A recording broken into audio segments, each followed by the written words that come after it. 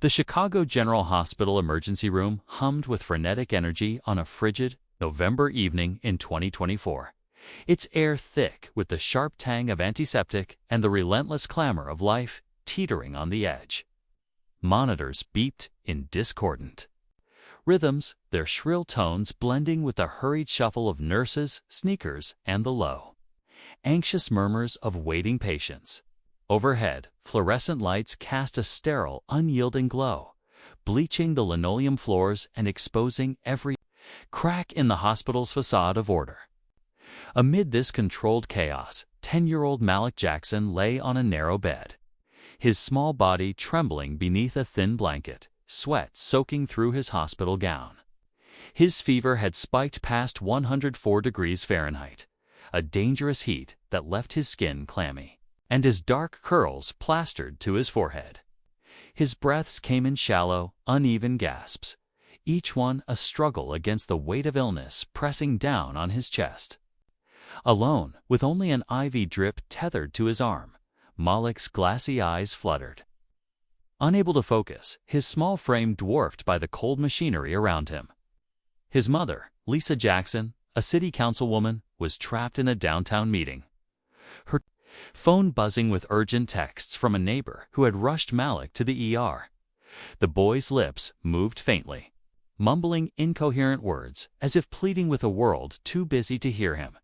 Nurse Karen Mitchell, a woman in her late 40s with sharp features and a demeanor carved from years of unchallenged authority, navigated the ER with the precision of a conductor.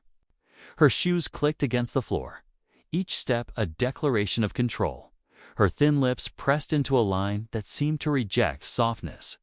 Her glasses caught the fluorescent glare, reflecting it like a shield as she scanned the room, her gaze landing briefly on Malik before flicking away, dismissive. She had seen countless patients, sorted them like pieces on a board, her decisions swift and rarely questioned. To her, the ER was a battlefield where resources were scarce, and she was the gatekeeper. Malik, in her eyes, was just another case serious, perhaps, but not enough to disrupt her carefully maintained order.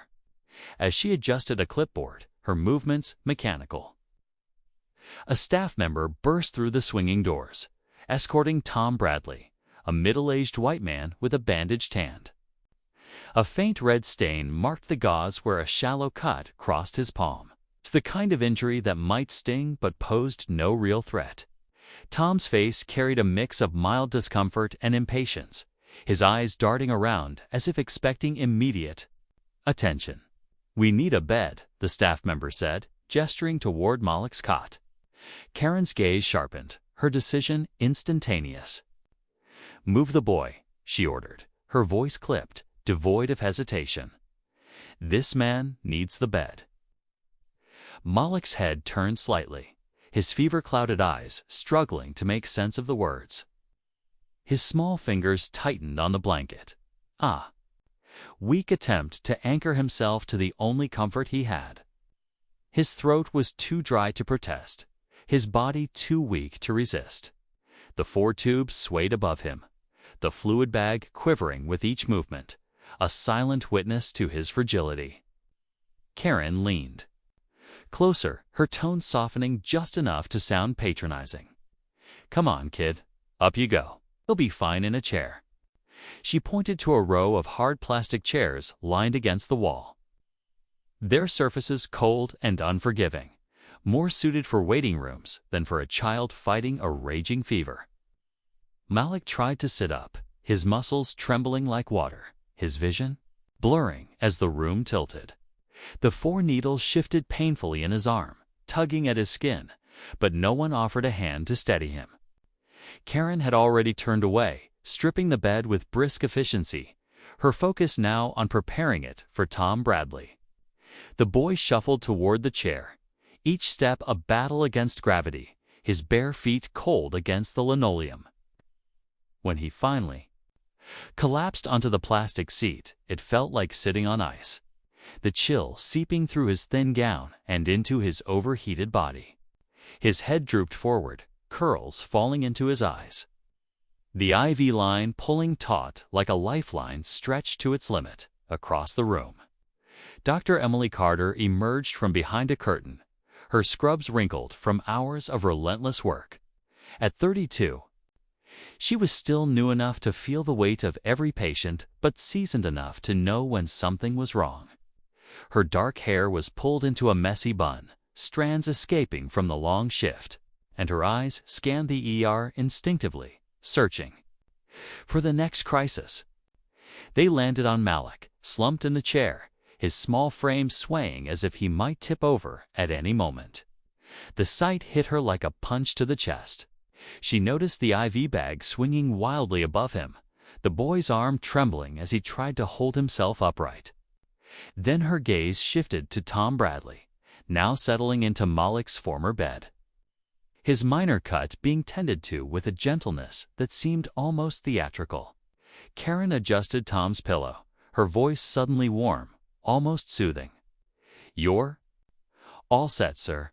We'll have you fixed up in no time."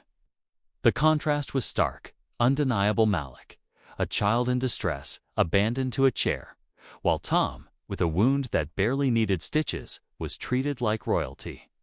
Emily's pulse quickened, a surge of indignation rising in her throat. She crossed the room in long strides, her sneakers squeaking against the floor, her voice cutting through the OG's din. "What is going on here?" she demanded, stopping beside Malik's chair. "This boy is critically ill. Why is he sitting here while a man with a superficial cut gets a bed?" Karen turned, her posture stiffening, her eyes narrowing behind her glasses. "Dr. Carter," she said, her tone laced with the kind of authority that dared defiance, "this bed was needed. The boy can be monitored from the chair. We're at capacity." Emily's jaw clenched, her hands balling into fists at her sides. She glanced at Malik, whose head was now tilting dangerously, his breath shallow and ragged. "Capacity," she repeated, her voice low but charged with anger. "This isn't about capacity. This is about priorities. That man's cut isn't life-threatening. This child could crash any second." Karen's lips tightened into a thin line, her arms crossing defensively. "I've been running this CR longer than you've been out of med school, doctor. I know how to allocate resources. The man has an open wound. It needs immediate attention." Emily stepped closer, her voice rising, sharp enough to draw glances from nearby nurses. "An open wound that's barely bleeding. You're telling me that takes precedence over a 10-year-old with a fever of 104. That's not triage, that's bias." The word hung in the air, heavy and dangerous, like a spark in a room full of gas. A few aides paused, their hands frozen mid-task, their eyes flicking nervously between the doctor and the nurse. The ER's noise seemed to fade, to beeping monitors and shuffling footsteps retreating under the weight of the confrontation. Karen's face hardened, her voice dropping to a cold, cutting edge. "You're out of line, Dr. Carter. This is my floor, and my decisions stand. If you can't respect that, you can leave." Emily felt her heart pound, her training and her conscience colliding in a single, searing moment. She knew the hierarchy, knew the risk of challenging a veteran nurse like Karen. But she couldn't look away from Malik. His small hand had slipped from the chair's armrest, dangling limply, his body swaying as if gravity itself was pulling him under. The four-tube jerked with each movement, the fluid bag above swinging like a metronome, counting down to disaster. "Your decisions," Emily shot back, her voice trembling with restrained fury. "Your decisions are letting a child suffer while you coddle a man who could wait. This isn't medicine. This is wrong." The tension in the room thickened, a palpable force that seemed to press against the walls. Patients in nearby beds watched silently, their faces a mix of curiosity and unease. A young nurse hesitated, her clipboard clutched tightly, as if unsure whether to intervene or retreat. Malik's breathing grew shallower, his small chest rising and falling with effort. his curls damp and clinging to his face. Emily's eyes flicked to him, her heart twisting at the sight. She wanted to scoop him up, to carry him back to the bed where he belonged. But Karen's stare held her in place, a silent warning of consequences. The nurse's authority was a wall, built from years of routine and compliance. And Emily knew crossing it could cost her professionally, personally. Yet the sight of Malik, so small and so vulnerable, was a fire in her chest, burning away doubt. Then it happened. Malik's head dropped forward sharply, his body pitching sideways as if every ounce of strength had been wrung from him. The plastic chair screeched against the floor, nearly tipping under his weight. The 4 lines snapped taut, the fluid bag swinging wildly, threatening to tear free. A collective gasp rippled through the room, a moment of frozen horror as the boy's small form seemed to surrender to the fever. Emily moved before she could think, her body reacting on instinct. She lunged forward, arms outstretched, catching Malik just as he slid past the chair's edge. She pulled him upright, cradling his burning body against her chest, the heat of his fever searing through her scrubs.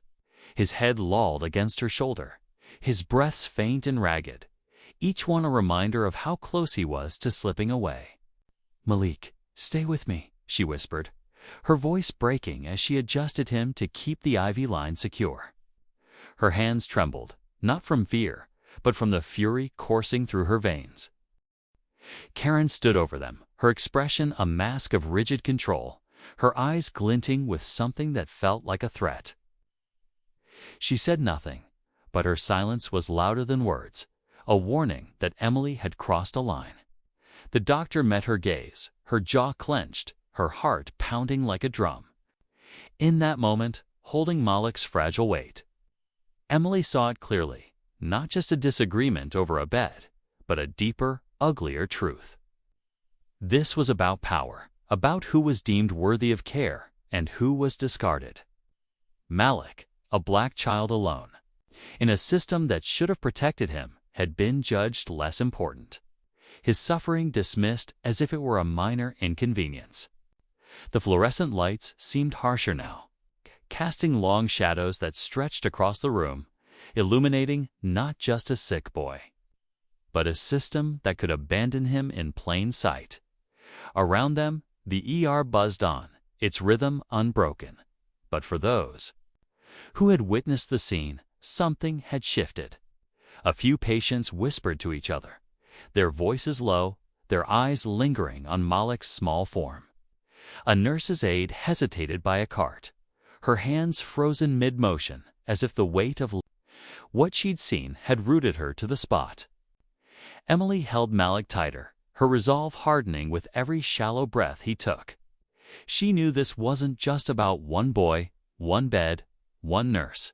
It was about a choice that revealed more than Karen's cold efficiency or the hospital's strained resources. It was about a system that could look at a child like Malik and decide he was less. And as Emily stood there, defiance burning in her chest, she knew this moment would not end quietly. It was the spark of something larger, something that would demand to be heard. The double doors of the Chicago General Hospital emergency rooms slammed open with a force that reverberated through the sterile chaos, cutting through the relentless hum of beeping monitors and hurried footsteps like a thunderclap. It was November 2024, the air outside thick with the bite of a Chicago winter.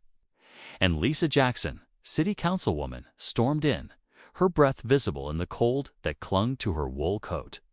Her dark eyes, wide with a mother's primal fear, scanned the room, darting past the crowded beds and flickering monitors until they locked onto her son. Malik, slumped in a hard plastic chair against the wall. His 10-year-old frame was a wilted shadow of itself, his hospital gown soaked with sweat, his dark curls matted against his fever-flushed face. The 4-tube tethered to his arm pulled taut, the fluid bag above swaying like a pendulum marking. His fragility, Lisa's heart seized, her breath catching as if the air had been sucked from the room. Malik?" She cried, her voice cracking with anguish as she rushed across the linoleum, her heels clicking with desperate urgency. She dropped to her knees beside him, her trembling hands cupping his burning cheeks, the heat of his 104 degrees Fahrenheit fever radiating through her palms like a warning. "Baby, I'm here," she whispered, pressing her forehead to his, tears spilling onto his damp curls. "I'm here now." Malik's eyes fluttered, his glassy gaze struggling to focus on his mother's face.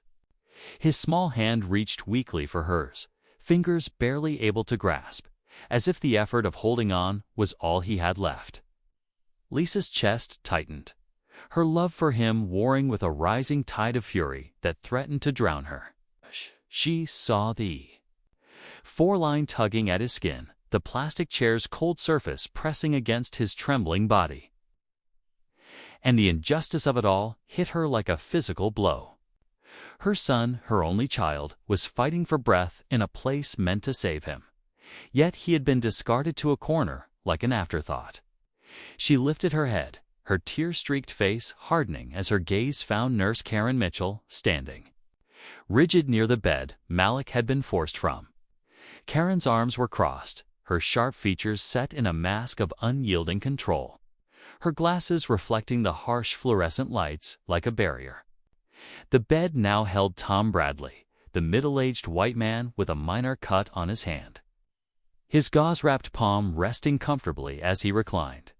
Oblivious to the storm brewing around him, Lisa rose to her feet, her movements slow but deliberate, her councilwoman's poise clashing with the raw emotion in her eyes. "You did this," she said, her voice low and trembling, each word a shard of glass. "You forced my son out of a bed while he was collapsing. You made him sit in that chair, burning with fever. For what? A scratch?" Karen's lips pressed tighter, her posture stiffening, but her voice remained cold, clipped with the authority of someone accustomed to being obeyed. "Madam, I understand you're upset," she said, her tone devoid of warmth, "but we're at capacity. The bed was needed for another patient. Your son can be monitored just as well from the chair." The words were a calculated deflection, but they landed like fuel on Lisa's rage. Her eyes narrowed, her chest heaving as she stepped closer, her voice rising with a force that silenced the room. "Monitored? He's barely conscious. You call this medicine? You call this care?"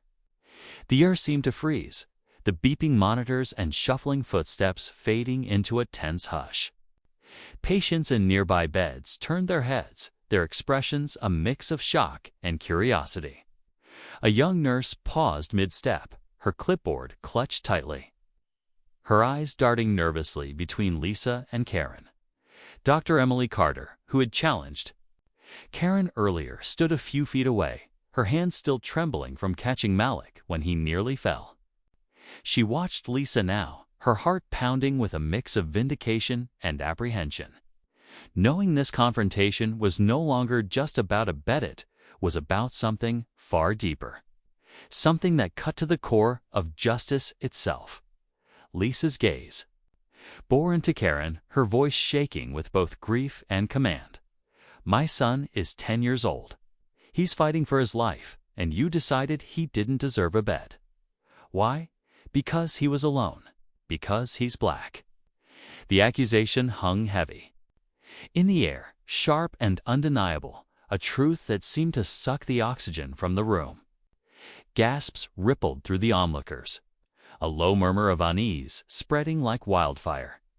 Karen's jaw tightened, her arms uncrossing as she took a step forward, her voice dropping to a steely edge. "I made a clinical decision based on resources. The man had an open wound. We can't risk infection. Your son's condition, while serious, is not critical." The lie was so blatant it stung, and Lisa's eyes flashed with fury. "Not critical," she repeated, her voice rising to a near shout, cutting through the ER's sterile hum. "Look at him." She gestured to Malik, whose head lolled against the chair, his small chest rising and falling with shallow, labored breaths. he fainted. In that chair because you thought his life mattered less. You looked at him and saw someone disposable. The words were a verdict, delivered with the weight of a mother's love and a councilwoman's authority. The room held its breath, the silence so thick it seemed to pulse with the rhythm of Malik's faint breaths. Karen's face twitched, a flicker of unease breaking through her rigid facade, but she quickly regained control. "You're making this personal," she said, her tone sharp enough to cut. "This is about protocol, not prejudice. I've been in this ER for 20 years. I know how to prioritize."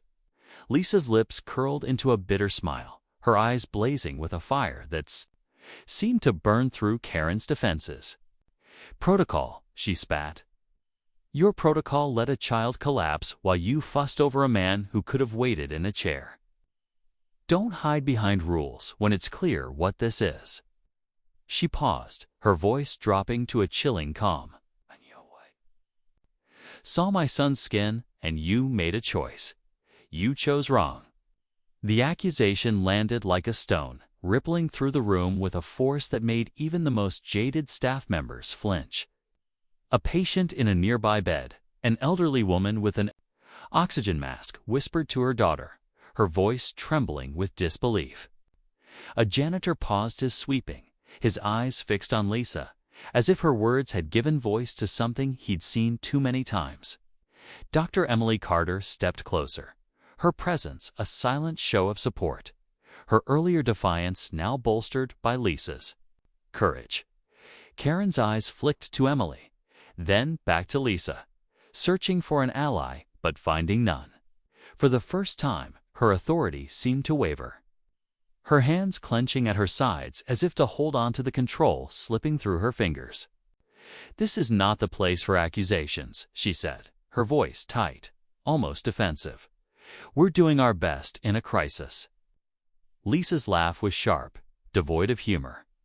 Your best is a child fighting for breath in a chair, while you play gatekeeper? Your best is choosing a scratch over a life." She turned slightly, her gaze sweeping the room, taking in the faces of nurses' aides and patients who were now watching with rapt attention. "This isn't just about my son," she said, her voice steady now, ringing with clarity. "This is about every person who walks through these doors, trusting you to see them as human. And what I see here is not Carrot's cruelty dressed up as efficiency." The words were a rallying cry, a call to witness the truth laid bare. A nurse's aide, barely 20, wiped a tear from her cheek, her hands shaking as she clutched a tray of supplies. A man in a wheelchair nearby nodded, slowly, his expression grim, as if Lisa's words had stirred a memory of his own. Malik stirred faintly in the chair, his small hand twitching as if reaching for his mother. Lisa knelt beside him again, her touch gentle but fierce, her fingers brushing his curls back from his face. "You're safe now, sweetheart," she whispered, her voice soft but unyielding. "Mama's got you." She stood, lifting Malik carefully into her arms, his weight light but heavy with meaning.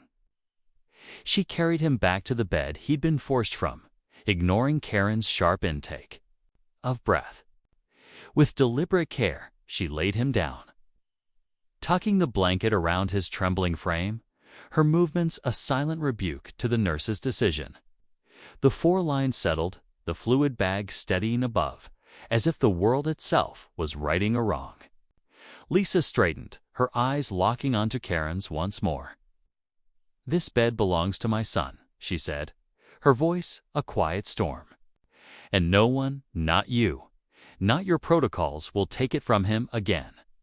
The room seemed to shift, the air charged with the weight of her defiance. Dr. Emily Carter moved to Malik's side, checking his vitals with a quiet efficiency, her hands steady despite the tension coursing through her. She glanced at Lisa, a silent acknowledgement passing between them, a shared understanding that this moment was bigger than the ER, bigger than any one of them. Karen stood frozen, her authority crumbling under the weight of Lisa's words, and the eyes of those around her. For the first time, she seemed small. Her rigid control, no match for the force of a mother's love and a leader's resolve. A security guard at the door shifted uncomfortably, his radio crackling with static, as if the hospital itself was unsure how to respond to this reckoning. Lisa's gaze swept the room again, her voice rising with a clarity that seemed to echo. "Beyond the walls, am not just a mother," she said, her words deliberate, each one a hammer striking stone. "I am a councilwoman of this city, and I will not let this stand. I will not let a hospital decide whose life matters more based on the color of their skin or the convenience of their rules. This ends today." The promise was a vow, not just to Malik, but to every person watching. Every person who had ever felt unseen in a place meant to heal. The elderly woman in the nearby bed clapped softly, her hands trembling, her oxygen mask fogging with each breath. The young nurse's aide stepped forward, her voice barely a whisper, as she said, "I'm sorry," to no one in particular, her. Eyes fixed on Malik, the doors swung open again, this time with a different urgency. A hospital administrator, a man in a crisp suit, burst in, his face pale with panic. "Councilwoman Jackson," he said, his voice breathless, "we just heard. Is everything okay? Is your son?" He stopped, his words trailing off as he took in the scene. Lisa standing protectively over Malik. Karen's rigid silence, Emily's quiet vigilance. The weight of Lisa's title settled over the room like a spotlight, transforming the moment from a private confrontation to a public crisis. Whispers spread among the staff, the realization dawning that this was no ordinary mother, no ordinary child. This was a woman with the power to shake the foundations of the hospital, the city, the system itself. Lisa turned to the administrator, her eyes blazing but her voice calm, resolute. "No, everything is not okay," she said. "Your hospital failed my son. It failed this city, and I will make sure everyone knows it." The words were a spark, igniting a fire that would not be contained. As she stood over Malik, her hand resting on his shoulder, the room seemed to hold its breath, waiting for what would come next. The fluorescent lights burned brighter, the monitors beeped sharper, as if the ER itself was bracing for the storm that Lisa Jackson was about to unleash. The morning sun broke over Chicago in November 2024, casting a pale, cold light across the city's skyline, but the streets around Chicago General Hospital pulsed with a heat that no winter chill could dampen. By dawn, the story of Malik Jackson, the 10-year-old black boy forced from his hospital bed for a man with a minor cut, had spread like wildfire, igniting outrage that crackled through newsrooms, social media, and the hearts of ordinary citizens. The hospital's gates were surrounded by a growing crowd, their breath visible in the frosty air, their hands clutching hand-painted signs that swayed in the wind. Care for all. No child left behind. Justice in healthcare. The chants began softly, a few voices testing the air, then swelled into a rhythmic roar that echoed off the hospital's concrete facade, a demand for accountability that could not be ignored. Inside, the sterile corridors of the ER carried a different weight, the tension thick as staff whispered in corners, their eyes darting toward the windows where the crowd's voices seeped through like a heartbeat. The city was awake, and it was angry, its pulse quickening with every shared post, every news broadcast, every voice joining the chorus outside. The story had broken at sunrise, with local news anchors leaning into their microphones, their voices heavy with the gravity of scandal. Screens across Chicago flickered with grainy footage from the ER Malik's small, fevered body slumping in a plastic chair, his mother Lisa Jackson's tear-streaked face as she confronted Nurse Karen Mitchell and Dr. Emily Carter's desperate lunge to catch the boy before he hit the floor. Headlines scrolled relentlessly. Councilwoman's son denied bed in year crisis, bias alleged in Chicago hospital. Social media amplified the outrage, with hashtag justice for Malik trending as parents. Activists and strangers poured out their fury. A single mother tweeted about her fear for her own children in hospitals, her words raw and unfiltered. A retired paramedic posted a thread dissecting triage protocols, his tone sharp with indignation that a child's life had been deprioritized for a scratch. By mid-morning, the crowd outside the hospital had grown to hundreds, a sea of faces black, white, young, old, united by a shared sense of betrayal. A teenage girl held a sign in trembling hands, the words "Life has no color" painted in bold red. An elderly man, his coat worn thin, raised a cardboard placard, "Hospitals should heal, not harm." The chants grew louder, more insistent. Rolling like waves, dignity for all, beds for the sickest first. Inside the hospital, the administrative wing was a fortress of strained voices and hurried footsteps. In a glass-walled conference room, hospital leaders huddled around a polished table, their faces drawn under the weight of the crisis. The PR officer, a woman with sharp eyes and a tightly pinned bun, rehearsed talking points about commitment to equity and ongoing reviews, her words polished but hollow. The legal counsel, a man in a gray suit, urged caution, warning that every statement could be a liability. Dr. Samuel Harris, the hospital director, sat at the head of the table, his fingers smoothing his tie as if the gesture could steady his nerves. He was a man who had built his career on calm competence. But the image of Malik Jackson haunted him, a child collapsing in a chair, a mother's accusation of bias, a doctor's defiance in the face of protocol. The chants from outside filtered through the windows, a constant reminder that the city was watching, waiting for answers. Harris's mind flickered to the press conference scheduled for noon, the cameras that would capture every word, every gesture. He knew the hospital's reputation, his own legacy, hung in the balance. Outside, the crowd's energy shifted as a gospel choir from a nearby church joined the protest, their voices rising in a haunting melody that wove through the chants. A woman in a red scarf led the hymn, her voice trembling at first, then growing steady as others joined, their harmony transforming anger into something deeper. Lament for what had been lost and a demand for what must change. A young father lifted his daughter onto his shoulders, whispering that hospitals should be places of mercy, not judgment. A nurse on her break stood at the edge of the crowd, her badge hidden, her eyes wet with shame as she listened to the voices calling for justice. The signs multiplied, some scrawled in haste, others meticulously lettered. No more excuses. Equal care now. The air buzzed with purpose, a collective resolve that seemed to vibrate through the pavement itself by noon. The hospital auditorium was packed with reporters, their cameras and microphones forming a bristling wall of scrutiny. The hospital's seal gleamed above the podium, its polished sheen a stark contrast to the raw emotion outside.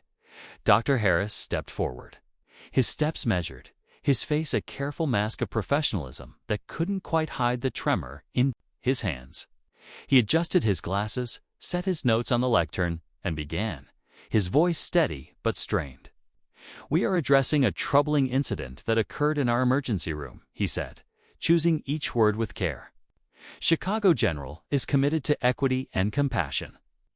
A review is underway to ensure this never happens again."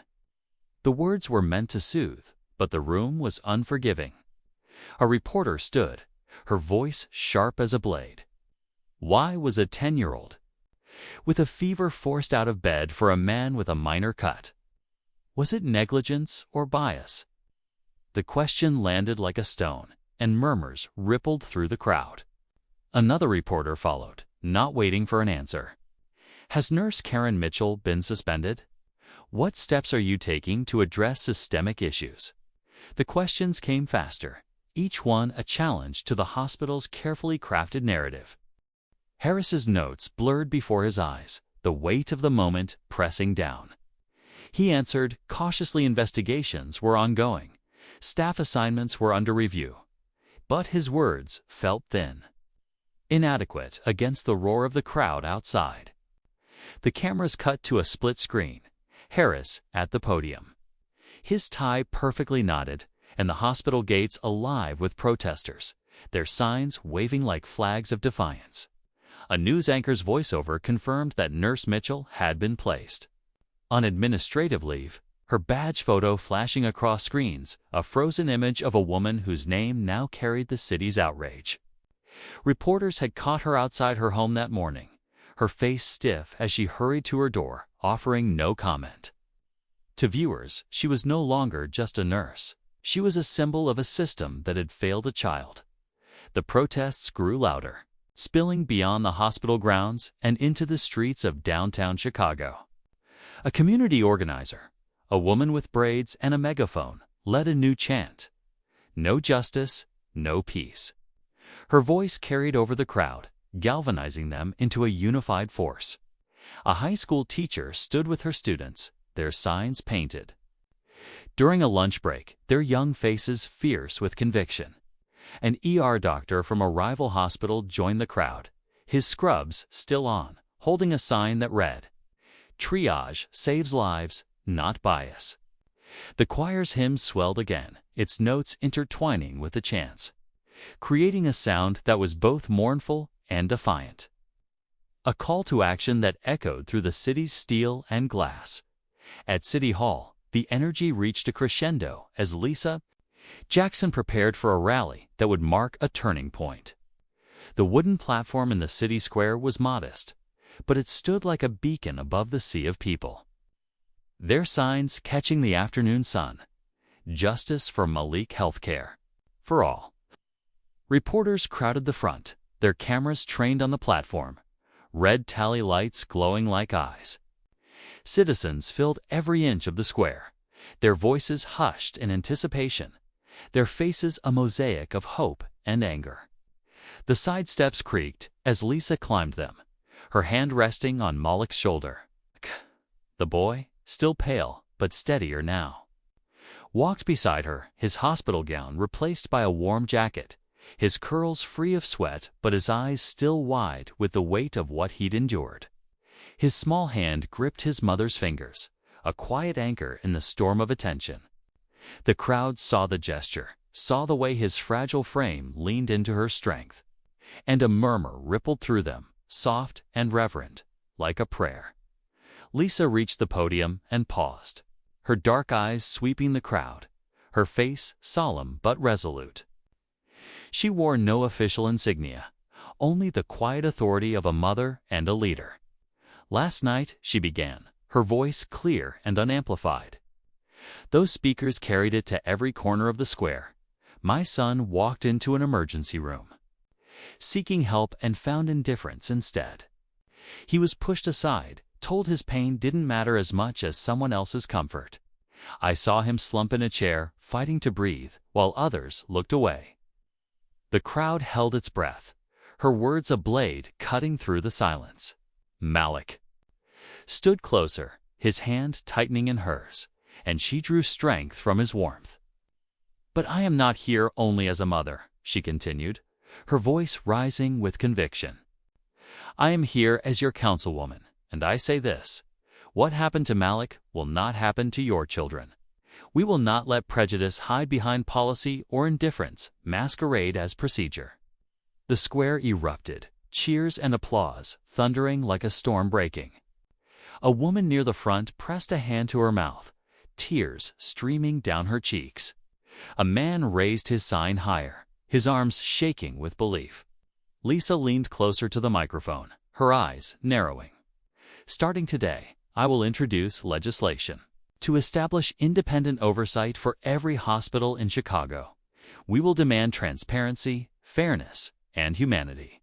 No patient, no matter their age, their race, their background, will be treated as less." The crowd roared louder. Their voices merging into a single cry: "Justice for all." Reporters scribbled furiously, camera zooming in on Lisa and Malik. capturing the moment when a mother and son became a symbol of change. Malik looked up at his mother, his lips curving into a faint smile, his eyes bright with trust. He was no longer just a sick boy. He was a beacon, fragile yet unbreakable, a reminder that hope could rise from pain. Lisa's hand rested firmly on his shoulder, her voice steady even as emotion threatened to crack it. "This is bigger than one child, one hospital," she said, letting the silence build. "This is about our city, our values, the promise that every life is equal. If we fail one child, we fail them all. Today, we choose justice." The crowd exploded, their cheers shaking the square, their signs waving like a forest in a storm.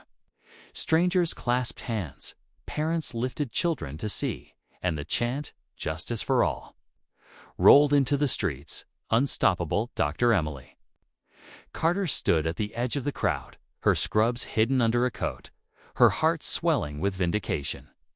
She thought of Malik's trembling body, of her own defiance against Karen Mitchell, and felt the city's response as a second heartbeat. Back at the hospital, Dr. Harris watched the rally on a monitor, his apology from the press conference replaying in his mind. "We failed that child," he had said, and the words still burned, a truth he could not unlearn. The cameras pulled back, capturing Lisa and Malik hand in hand, the crowd a surging ocean below them. The chant grew louder, echoing off buildings, carrying a promise that would not fade. As the sun dipped lower, the words appeared silently on screens across the city. "Injustice anywhere threatens justice everywhere. Join us to build a better future."